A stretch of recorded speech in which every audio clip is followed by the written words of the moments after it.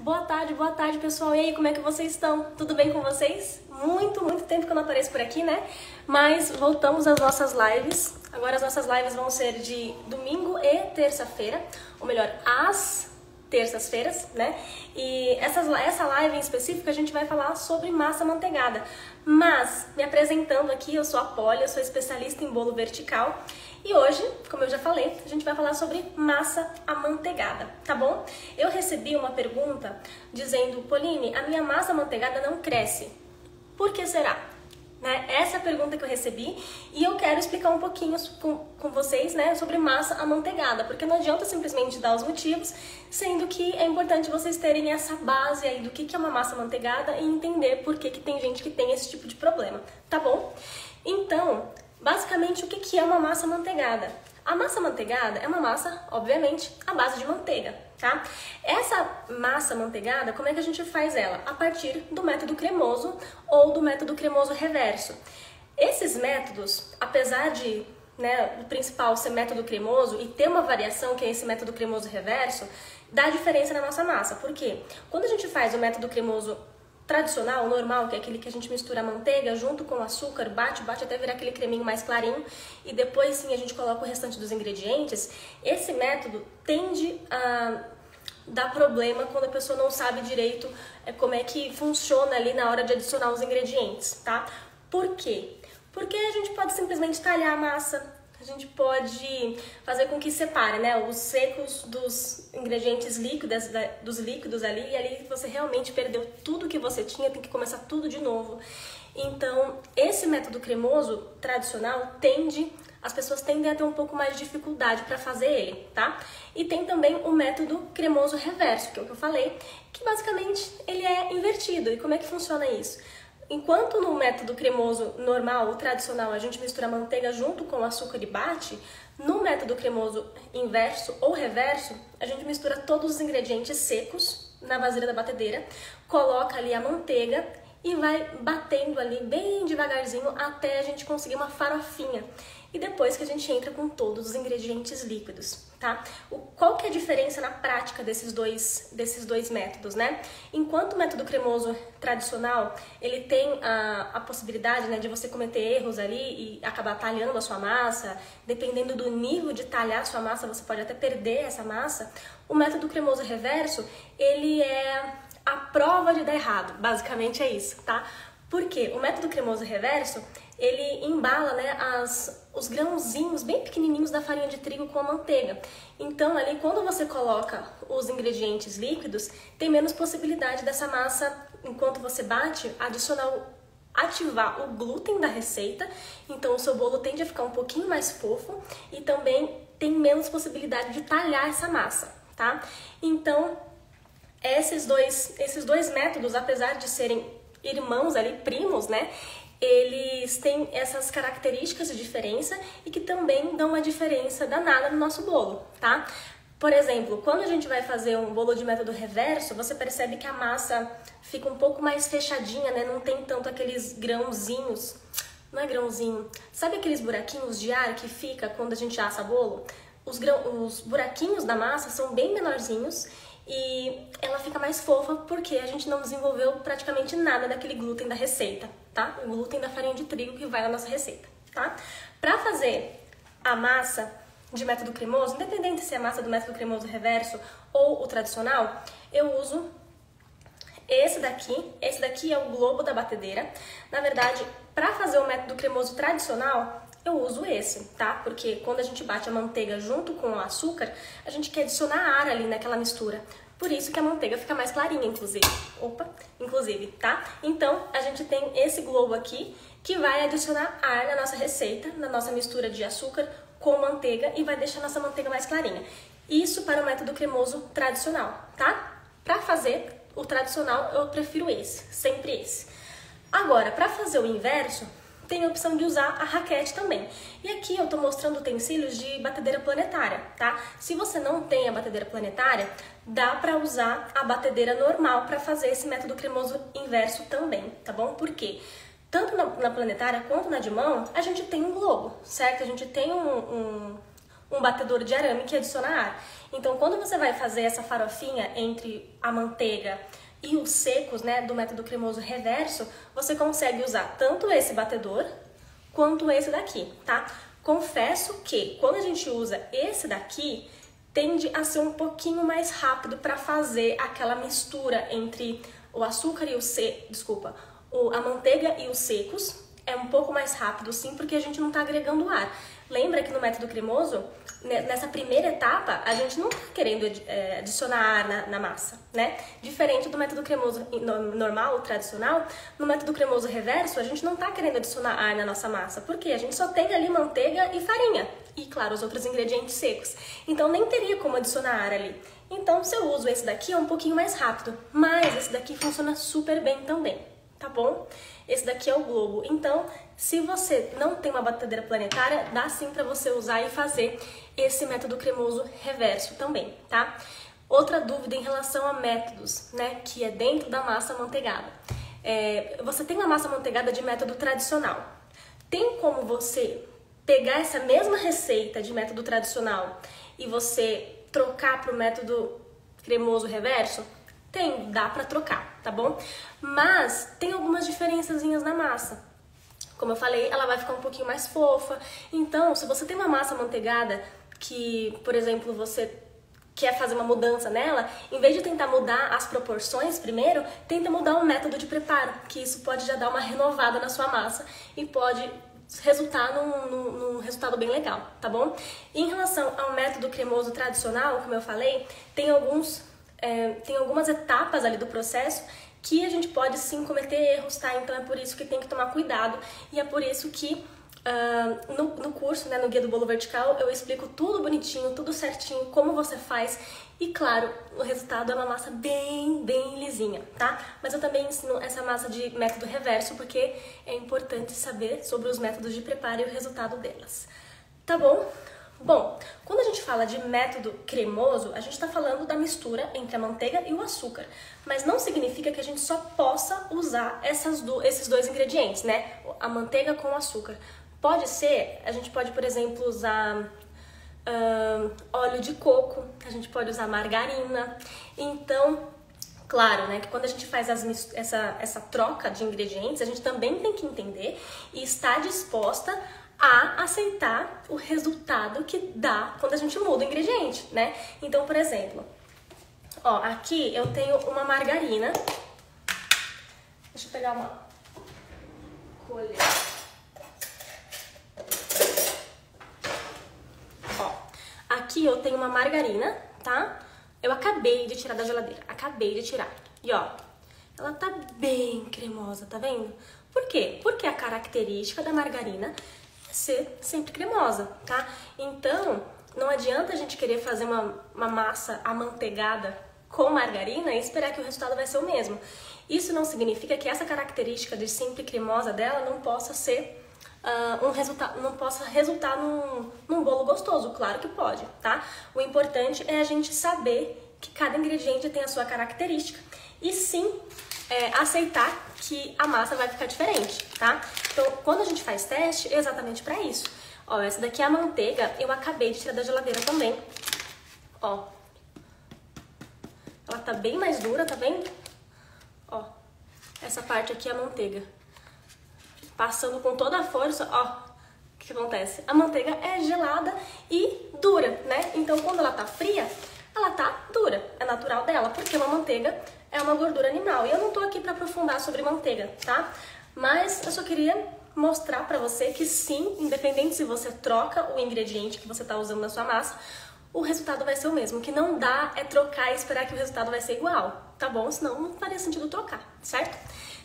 Quando a gente fala de manteiga, de margarina, se você reparar, essas manteigas, quando estão em temperatura ambiente, elas ficam, apesar de cremosa, né, no caso da margarina, ela não fica líquida, né?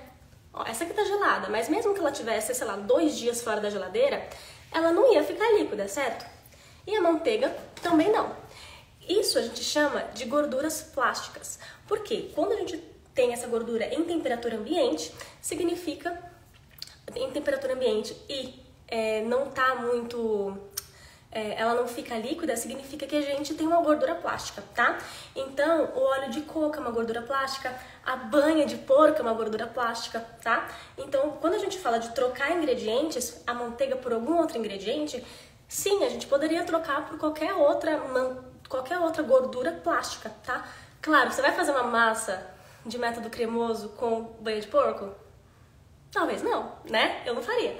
Mas é importante você saber que essas gorduras plásticas elas podem ser trocadas entre si e, claro, respeitando também e ficando bem ciente de que cada gordura tem a sua característica. Então, o resultado do seu bolo também vai ser diferente, inclusive o gosto, tá bom? Uma vez eu fiz um bolo de método cremoso, com parte da manteiga eu troquei pelo óleo de coco e ficou uma delícia, né? Ficou, por quê? Porque eu queria fazer um bolo de coco. Então, porque o óleo de coco que eu comprei tinha aquele sabor de coco. Então, o bolo ficou gostoso, a textura dele não ficou totalmente igual, mas em compensação ficou com sabor de coco, porque eu queria um bolo de coco. Então, a gente tem que entender isso, tá bom? Entender os ingredientes é bem importante para a gente conseguir fazer a nossa receita, fazer os testes que a gente quiser fazer. Claro, dá para você fazer teste de receita a olho nu? Olho nu não, desculpa. Dá pra fazer teste de receita sem saber o resultado? A maioria dos testes que a gente faz é desse jeito, né? Independente se a gente conhece o ingrediente ou não. Mas quando a gente conhece o ingrediente, dá pra gente ter uma ideia do resultado, né? Então é por isso que é importante conhecer sobre o ingrediente também, tá bom? Então aqui a gente falou sobre a diferença entre o método cremoso e o método cremoso reverso. A gente falou também sobre a característica da massa, né? Porque a massa de método cremoso e método cremoso reverso tem diferença na textura, tá? Quando a gente fala de... Vamos supor que a gente está fazendo uma massa de método cremoso tradicional com manteiga. Qual que é a característica dessa massa?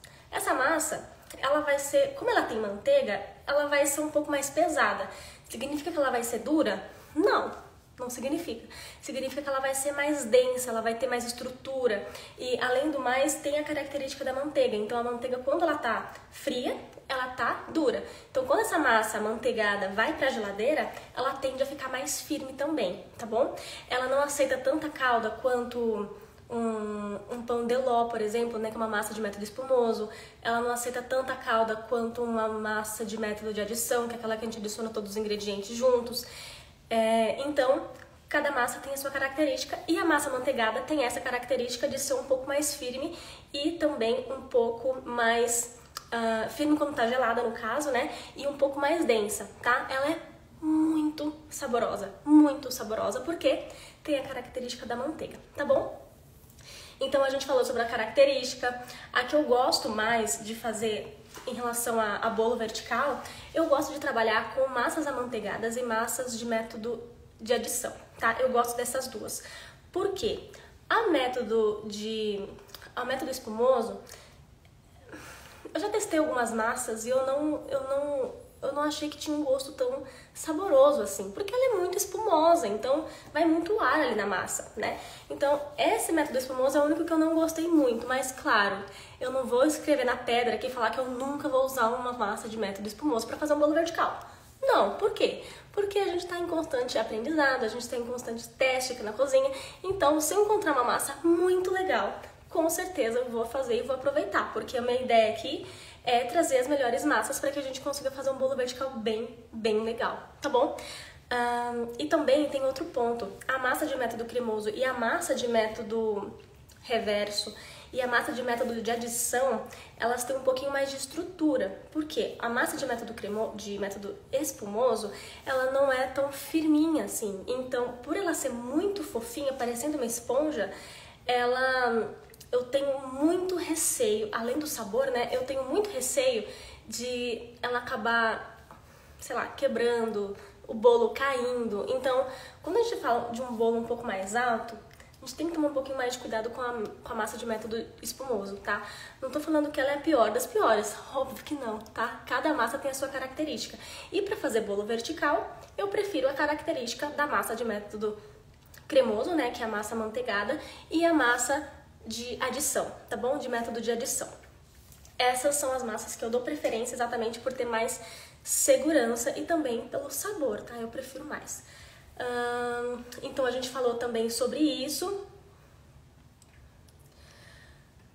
Agora sim, quando você não deve fazer uma massa, por exemplo, eu falei que cada massa tem a característica própria, certo?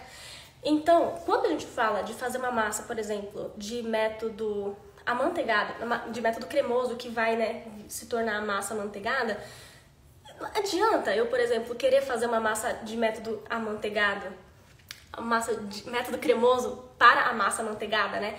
Adianta fazer uma massa amanteigada para fazer um bolinho baixinho, para fazer um bolinho que vai... Sabe aqueles bolos gelados? Adianta?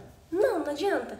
Por quê? Porque quando eu falo de um bolo gelado, né, aquele bolo que a gente embala e vai na geladeira e fica bem geladinho, ou da sujia, por exemplo, quando a gente pensa nesse tipo de bolo, a gente pensa num bolo que, né, é bem macio.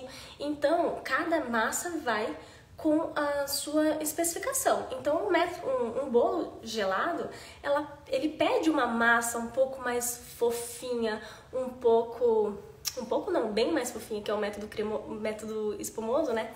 Então, essa massa, ela vai ter que ser mais fofa para que a gente tenha a sensação de estar comendo realmente um bolo gelado, né? Imagina se eu estou comendo um bolo gelado lá e no final das contas vem uma massa super mais estruturada, uma massa um pouco mais firme, você vai estranhar. Então, sempre é importante você usar a massa para aquela finalidade própria dela, tá bom? Então, por exemplo, eu vou querer fazer um bolo de 2 andares. Eu consigo fazer com uma massa de método espumoso? Talvez sim. Mas é a massa mais recomendada? Não, porque ela não tem tanta estrutura quanto uma massa de método cremoso ou uma massa de método de adição, tá bom? Então é sempre importante a gente fazer colocar na balança, né, o que a gente quer passar para a pessoa que está comendo o nosso bolo e a massa que a gente vai usar para passar, até porque para passar isso para a pessoa que está comendo o nosso bolo, até porque a massa é uma ferramenta, né?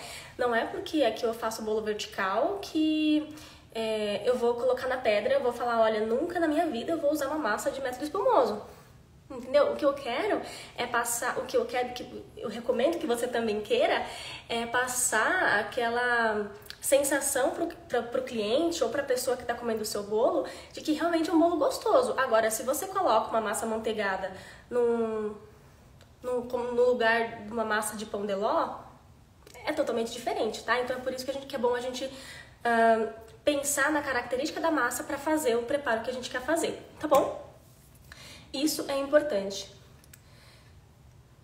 Ó, por exemplo, quando eu tava começando lá atrás, lembra que eu não sabia fazer bolo? Não sabia fazer bolo de jeito nenhum.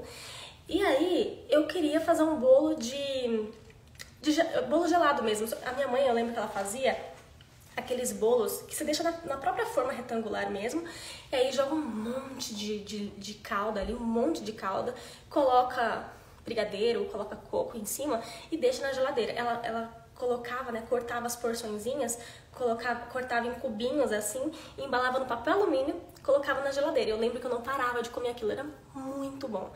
Aí eu falei, legal, vou fazer isso, né? Isso quando eu tava, enfim, tentando acertar num bolo. E aí eu usei essa massa de método cremoso, a massa de método cremoso tradicional, ou seja, eu já não sabia fazer bolo. Já tava querendo fazer um bolo molhado, gelado ali. E ainda não sabia fazer. Gente, sério, deu tudo errado, assim. Mas enfim, o resultado foi a massa dura. Por quê? Dura porque eu não sabia fazer a massa do bolo, então ficou duro total. Aí eu pensei, legal, eu vou colocar um monte de calda em cima, ela vai ficar molinha. O resultado foi o mesmo? Claro que não, porque cada massa tem a sua função, tá? Então, é importante isso. Aí eu falei também da batedeira planetária. Tem a batedeira planetária normal, né? Que é aquela... Como é que fala? Aquela que vai girando, vai fazendo trabalho por você, basicamente. Né? Você deixa ela ali batendo e vai fazer outra coisa. E tem a batedeira de mão. A batedeira de mão, ela permite também com que a gente faça a massa de método reverso, tá? Que é o que a gente estava falando lá no começo. Só que você talvez dê um pouquinho mais de trabalho, por quê? Porque ela vai demorar um pouquinho mais, tá? Porque lembra que a batedeira de mão, ela só tem esses batedores de arame, né? Não desse, mas menorzinho. Então pode ser que você tenha um pouquinho mais de trabalho ali, mas dá pra fazer sim aquela farofinha do método cremoso reverso pra depois você colocar o restante dos ingredientes. Então não se preocupe em relação a eu não tenho batedeira planetária, então eu não posso fazer esse método cremoso reverso. Pode, tá bom? Pode e tenta. Recomendo que você tente fazer. Se você tem uma massa aí de método cremoso, transforme essa massa de método cremoso tradicional em uma massa de método cremoso reverso para você ver a diferença, porque sim, dá diferença. E o que eu quero dizer com isso? Quando a gente muda a forma, né, a ordem que a gente coloca o ingrediente, muda o resultado do nosso bolo também, tá bom? E esse método, né, a diferença desses métodos é a prova de que a ordem que a gente coloca os ingredientes faz com que o resultado da nossa massa seja bem diferente também, tá? O que mais? Agora, gente, agora que a gente já entende um pouquinho sobre a massa amanteigada, dá pra gente entrar naquela dúvida que eu falei que eu tinha recebido. Lá no início da nossa live eu falei que eu tinha recebido uma pergunta falando assim: Pauline, a massa amanteigada não cresce, o que eu faço? Por que ela não cresce? Basicamente, a massa amanteigada, ela vai crescer menos do que um pão de ló, por exemplo, tá? Por quê? Porque o pão de ló, ele tem aquele ar ali, então ele é bem levinho, então ele vai crescer bastante. A massa amanteigada, como ela é bem pesada, né? Ela é bem pesada, você vai perceber que ela vai crescer um pouco menos, mas não significa que ela não cresça, tá? Então, se a sua massa não tá crescendo, eu recomendo que você revise os passos do método de preparo da sua receita, tá? A gente vai fazer um negócio aqui, então eu vou começar a esquentar uma aguinha ali, peraí. Então, se você... Nossa, esse barulho vai ficar alto, né? Peraí. Tá, eu espero que vocês consigam me ouvir aqui. Então, se você tá tendo esse tipo de problema, revisite o método de preparo da sua receita, tá? Porque pode ser isso que esteja dificultando aí, ou se não, você cheque alguns desses passos que eu vou te passar aqui, tá? E um desses passos é teste o seu fermento.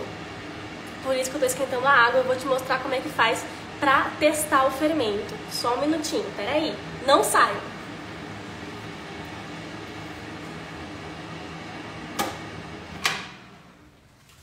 Não chegou a ferver ainda, mas acho que já tá quente. Então vamos lá. Como é que você faz pra testar o fermento, tá? Deixa eu só pegar uma colher ali, peraí.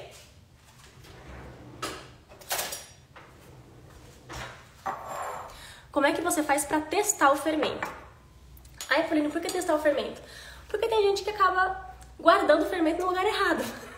Sim, eu fui pro Brasil recentemente, né? E eu cheguei lá na casa da minha avó, olha isso. E ela guarda o fermento na geladeira. E aí a gente foi fazer um bolo. E esse bolo não cresceu. Aí eu falei, o fermento tava na geladeira, não tava? Ah, tava. Por isso. Por quê? E a gente testou com outro fermento e deu certo. Porque o fermento na geladeira, a geladeira é muito úmida. Então, quando a gente deixa o fermento lá na geladeira, ele vai pegando umidade, tá? E isso acaba dificultando aqui na hora do fermento fazer efeito mesmo na nossa massa, tá? Então, aqui, ó, eu vou testar o fermento com vocês. Então, ó, primeira dica de todas em relação ao fermento, tá? Você vai... Esse fermento é diferente. Primeira dica de todas em relação ao fermento. Guarda no armário, bem fechadinho, não esquece, tá? Essa é a primeira dica de todas. Então, se a sua massa não tá crescendo, a primeira coisa que você vai olhar é o fermento. Checa se você tá armazenando o fermento do jeito certo, tá bom? E também tem a possibilidade de, no próprio armário, pegar umidade ali, tá? Então, pode ser que no armário mesmo, você tenha perdido o efeito do seu fermento, tá bom? Então, é sempre bom se você usa esse fermento uma vez ou outra só na vida. Então, testa o fermento e também, claro, fica de olho na validade do fermento, tá? Então, olha a validade, tá dentro da validade?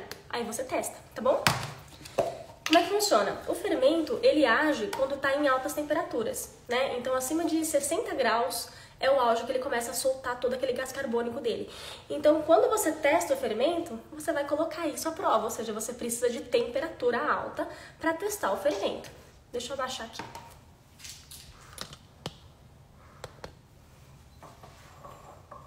Dá pra ver? Acho que dá, né? Tá. Ó, eu vou colocar aqui, ó,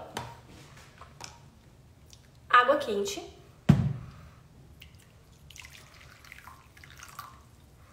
Água quente. Normal. E fermento. Olha lá. Dá pra ver as bolinhas?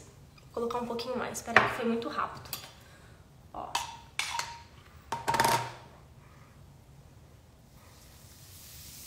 Ó. As bolhas. Opa. Ó, as bolhas aqui na colher, ó.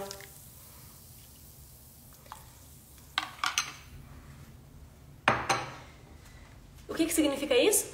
Que sim, o nosso fermento está funcionando. Quando o fermento não está funcionando, ele não libera gás carbônico. Então, essas bolinhas que você viu se formar é o gás carbônico saindo. E é isso que acontece dentro do nosso bolo. Se esse processo de sair as bolinhas não acontecem quando você testar o seu fermento, significa que você tem que trocar o seu fermento, porque ele já não está mais funcionando, tá bom? Então, na hora de testar, teste com água quente, coloca uma colherzinha. Eu coloquei bastante ali pra você ver, mas pode ser num copinho bem pequenininho mesmo e coloca uma pitadinha só de fermento, você vai ver que começa a borbulhar se estiver funcionando. Se não estiver funcionando, você vai ver que não vai sair bolha nenhuma. Aí você já troca, tá bom? Além do fermento, lembra que eu falei que o método cremoso tradicional tende a dar problema? Porque, principalmente para quem não sabe o que tá fazendo, né? Principalmente para quem não tem muita habilidade, né, em relação a ingrediente, a processo de fazer bolo, que nem acontecia comigo antigamente, pode acontecer de bater muito essa massa. Então, o método cremoso tradicional, você vai perceber que quando a gente mistura, qualquer massa de bolo, na verdade, mas quando a gente mistura muito essa farinha de trigo junto com os outros líquidos, você vai desenvolver o glúten. O que é esse glúten? O glúten é uma rede que se forma na nossa farinha, que vai fazer com que essa rede vai ficar mais firme. Ela ficando mais firme, o que vai acontecer? O nosso bolo vai ficar firme também. Por quê? O glúten, já aconteceu de você, por exemplo, fazer uma massa de pão e você tem que ficar ali amassando o tempo todo, sei lá, 10, 20 minutos só sovando aquela massa? Por que a gente faz aquilo? Porque a gente quer uma massa bem elástica, tá? Ou seja, quando a gente sova, a gente está desenvolvendo o glúten. Esse glúten, ele começa a ser desenvolvido a partir do momento que a gente coloca a farinha junto com o ingrediente líquido, tá? Então, quando a gente faz pão, é normal a gente, ó, ficar ali, né? Sovando a nossa massa. Por quê? Porque a gente quer um pão bem bonitão, um pão que vai ter uma casca bem bonita, um pão que vai crescer bem. Só que isso não é ideal para o nosso bolo. Por quê? Porque esse bolo ele vai ficar muito duro quando a gente desenvolve o glúten, tá? Então, quando a gente faz um bolo de método cremoso, seja ele qual for, a gente não mistura muito depois que coloca a farinha. Por quê? Geralmente a gente faz o quê? A gente já tem uma mistura ali do bolo, né? Aquela massa do bolo, e a gente geralmente coloca a farinha sozinha ou os ingredientes secos, né, que tem a farinha, no final. Então, quando a gente mistura muito essa mistura, o glúten se desenvolve. E aí a gente vai ter um bolo que não vai crescer. Se você desenvolve tanto esse glúten a ponto... Nossa, se você fica batendo lá 10 minutos, né, na batedeira, você vai perceber que esse bolo ele não vai crescer direito, ele vai ficar extremamente seco, extremamente duro e também ele pode até encolher. Então, quando você faz o bolo, ele pode até encolher da forma, né? Você vai tirar do forno, você vai perceber que o bolo está menor do que a forma. Por quê? Porque é aquela rede de glúten que está repuxando ali dentro do nosso bolo e vai fazer com que ele encolha. Então, o resultado disso não é bom, tá? Então, se a sua massa não está crescendo, pode ser por isso também, tá bom? Outro ponto também é colocar muita massa dentro de uma forma só. Então, deixa eu só ver se eu tenho uma forma aqui, peraí.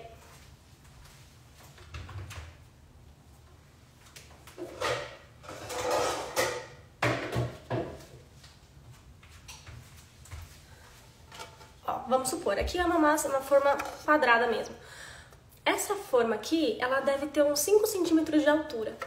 Se significa que eu vou poder colocar 5 centímetros de altura de massa aqui dentro? Não. Por quê? Se eu coloco muita massa, o que vai acontecer? Essa forma, ela vai ficar extremamente cheia, certo? Imagina uma quantidade de bolo que tem massa de bolo até aqui, ó. O que vai acontecer? Primeiro de tudo, essa massa vai transbordar, porque se ela crescer, o mínimo que ela cresça, ela vai transbordar. Segundo, ela vai demorar muito mais tempo para assar. Então, quando a gente coloca muita massa na nossa forma, vai demorar muito mais tempo para assar e você pode abrir o forno muito antes, né? Então, sei lá, você viu na receita que o seu bolo demora 40 minutos para assar. Só que você foi lá, pegou uma forma qualquer e encheu ela até o talo, até aqui, ó. Essa forma, com essa quantidade de massa, você acha que vai demorar muito para assar, muito mais? Com certeza. Porque se você tem menos massa, o que vai acontecer? Essa massa vai assar muito mais rápido do que se você tivesse muita massa. Então, o fato dela ficar muito tempo no forno, ela pode resultar numa massa muito firme também, né? Porque ela vai ficar muito seca. Peraí, só um minutinho.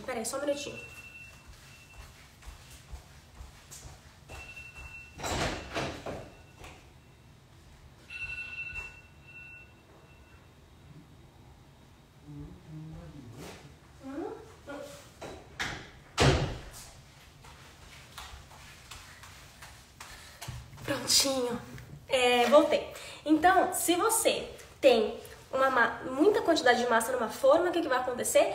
Essa massa vai demorar muito para assar e vai resultar num bolo muito pesado, um bolo muito maçudo, tá? Então, se você acha que seu bolo não tá crescendo, pode ser exatamente porque você colocou muita massa dentro da forma, tá? Ou se não, às vezes acontece de você achar que seu bolo vai demorar 40 minutos para assar e aí você colocou muita massa e na verdade ele demoraria 1 hora, vamos supor. Aí você abre o forno antes do tempo, o que acontece? Esse bolo pode afundar também, tá? Eu sei que aqui a gente tá falando de uma massa que não cresce, mas é uma possibilidade se você coloca muita massa dentro de uma forma, tá bom? E também tem a questão de você deixar essa massa muito tempo em cima da bancada, tá? Por quê? Lembra que a gente fez o teste com o fermento? Olha aqui. Na hora você viu que ele borbulhou, certo? Agora, olha como é que ele tá. Tá parecendo água com amido de milho, água com algum tipo de farinha. Ou seja, não tá parecendo mais fermento. E por que aconteceu isso? Porque o fermento, ele tem uma quantidade específica de gás carbônico para soltar. Então, se você deixa uma massa por muito tempo em cima da bancada, ela vai acontecer também a mesma coisa que aconteceu aqui no potinho. Essa massa, ela vai, apesar de estar, né, na temperatura ambiente ali, a temperatura ambiente, ela vai fazer com que o seu bolo perca em menos velocidade o gás carbônico, tá? Isso é um fato, mas ele vai perder do mesmo jeito. Então, você fez uma massa de bolo, colocou ali o fermento, né? Colocou o fermento na sua massa de bolo e deixou a sua massa ali, esqueceu em cima da bancada e não colocou no forno. Essa massa, eu falei que o fermento começa a agir, o auge dele é acima de 60 graus, certo? Mas não significa que ele não está agindo quando a gente adiciona ele na massa. Então, quando você deixa na bancada, vai acontecer sim dele continuar soltando ali o gás carbônico de uma forma bem mais lenta, com certeza. Mas se você deixa muito tempo, principalmente se a sua cozinha for muito quente, vai acontecer isso aqui, tá? Então, você vai perceber que o fermento não tem um ativo, né? Ele não tem um efeito eterno. Ele perde o efeito dele quando acaba de soltar os gases dele aqui. Então, se você deixa a sua massa muito tempo em cima da bancada, de forma mais lenta, claro, mas vai acontecer dele perder o efeito dele. E aí você tem uma massa como se não tivesse fermento, tá? Então, o que vai acontecer? O bolo não vai crescer. Então, o que eu recomendo? Ai, Pauline, tá, então significa que eu acabei de fazer a massa e eu já tenho que colocar no forno? Não, não precisa. Só que você coloca na geladeira, tá? Por quê? Se eu tivesse feito esse teste aqui com o fermento, com uma água gelada, ele não ia soltar gás carbônico. né? Se soltaria muito pouco. Por quê? Porque ele começa a fazer efeito em altas temperaturas, mas ele vai soltando gás carbônico aos pouquinhos. Então, quanto mais gelado tiver a sua massa, mais devagar ele vai soltando esses gases. Ou seja, mais tempo ele demora para perder o efeito dele, tá? Então, se você não quiser assar, se você fez a massa e não quer assar naquele exato momento, deixa na geladeira, tá? Na geladeira você pode deixar até 24 horas. Depois disso, já perdeu o efeito, tá bom?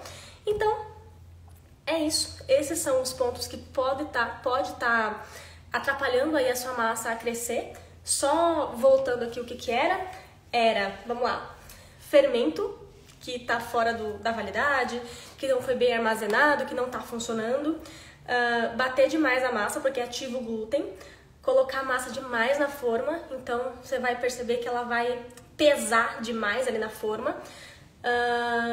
Que mais? E deixar a massa por muito tempo em cima da bancada, tá bom? Principalmente se a sua bancada for muito quente, né? Se a sua cozinha for muito quente, tá? Então, gente, é isso. Nossa live, acho que eu falei tudo que tinha pra falar. Se você ficou com alguma dúvida, você pode deixar essa dúvida aqui nos comentários que eu posso te responder também sem problema nenhum, tá bom? Lembrando que essa live vai ficar salva, então se você gostou do conteúdo, quer compartilhar com alguém, aproveita e compartilha porque vai ficar salva lá no feed do Instagram, tá bom? E é isso, minha gente. Eu espero que vocês tenham gostado desse conteúdo, que seja realmente muito útil pra você. E é isso. Bom domingo pra vocês. Um beijo e até terça-feira.